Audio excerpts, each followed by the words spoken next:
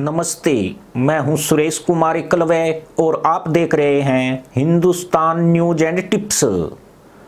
लगभग एक दशक से चीन ने अपने बेल्ट एंड रोड प्रोजेक्ट पर अरबों डॉलर खर्च किए हैं और इस परियोजना को लेकर उसने डींगे मारने का कोई भी मौका नहीं छोड़ा। अपने इस अंतर्राष्ट्रीय प्रोजेक्ट के तहत चीन पापुआ न्यू गिनी से केन्या तक हाईवे, श्रीलंका से पश्चिमी अफ्रीका तक बंदरगाह और लैटिन अमेरिका से दक्षिण पूर्व एशिया तक बिजली और टेलीकॉम इंफ्रास्ट्रक्चर का जाल बिछाने के दावे करता आया है। लेकिन अब अमेरिका भी BRI का ऐसा विकल्प लेकर टक्कर में कूद गया है जो चीन के पांव तले कांटे बिछा देगा। अमेरिका के इस प्रोजेक्ट का नाम है GID यानी ग्लोबल इंफ्रास्ट्रक्चर डेवलपमेंट। चीन का मुकाबला करने के लिए अमेरिका का GID एक जबरदस्त प्रोजेक्ट माना जा रहा है। G7 के देशों को साथ लेकर अमेरिका इसका विस्तार उन्हीं देशों में करना चाहता है जहां चीन ने गरीब और छोटे देशों को अपने कर्ज जाल में उलझाकर उन पर कब्जा करने का प्लान तैयार किया है। खास बात यह है कि इसमें पाकिस्तान का नाम नहीं है, यानी पाकिस्तान में GID के तहत कोई प्रोजेक्ट लागू नहीं होगा। चीन के BRI के मुकाबले GID एक गेम चेंजिंग प्रोजेक्ट है। प्रोजेक्ट में 600 अरब डॉलर निवेश की घोषणा की गई थी। इसमें 200 अरब डॉलर का निवेश अकेले अमेरिका कर रहा है। एक तरफ जब अमेरिका चीन को हराने के लिए दुनिया के अलग अलग कोनों में पैसा झोंकने के लिए तैयार है, वहीं चीन के महत्वाकांक्षी BRI प्रोजेक्ट का पलीता लगाने में भी लगा हुआ है।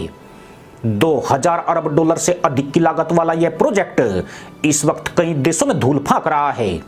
दुनिया के कई देश इस BRI से पीछा छुड़ाने के रास्ते तलाश रहे हैं। चीन आरोप लगाता है कि यह सब अमेरिका के दबाव में किया जा रहा है। यही नहीं, चीनी बैंकों के पास फंड की कमी भी अब उसके लिए सिरदर्द बन गई है। ऊपर से राजनीतिक उठापटक के चलते कई प्रोजेक्ट अधर में लटके हुए हैं। दरअसल श्रीलंका की जो दुर्दशा हुई है उसके बाद से कई देशों में चिंता भी देखी जा रही है। कुछ देश चीन के कर्ज के बोझ से परेशान हैं तो कुछ देश चीन के बढ़ते प्रभाव से तनाव में आ गए हैं।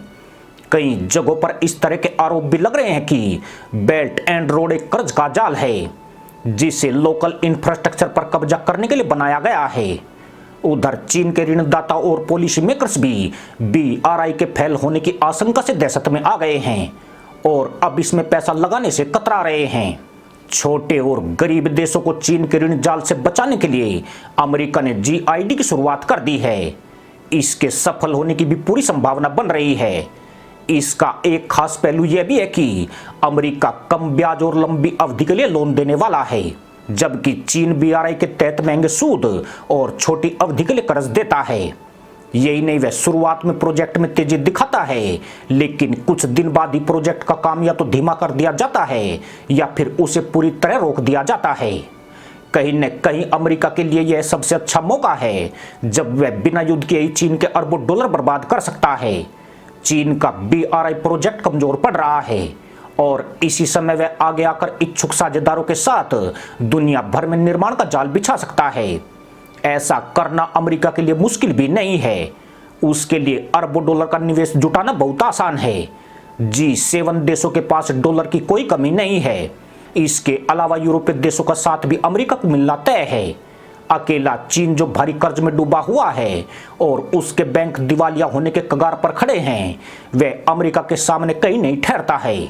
खास बात यह है कि भारत ने भी अमेरिका के इस प्रोजेक्ट का स्वागत किया है। नई दिल्ली ने वाशिंगटन को इंफ्रास्ट्रक्चर संचालन में सहयोग का आश्वासन दिया है। भारत ऐसे क्षेत्र में माहिर माना जाता है। आपको बता दें कि मई महीने में पाकिस्तान को अमेरिका के GID प्रोजेक्ट की महक आ गई थी। उसने अमेरिका को लालच दिया था कि वह चीन के CPEC से पीछा छुड़ाने के लिए तैयार है, बशर्ते अमेरिका ऐसा ही कोई प्रोजेक्ट पाकिस्तान में शुरू करे। लेकिन वाशिंगटन ने उसके अनुरोध को ठुकरा दिया। अमेरिकी राष्ट्रपति जो बाइडेन और टॉप अमेरिकी अधिकारियों ने इन गर्मियों में दुनिया के कई क्षेत्रों की यात्रा की है।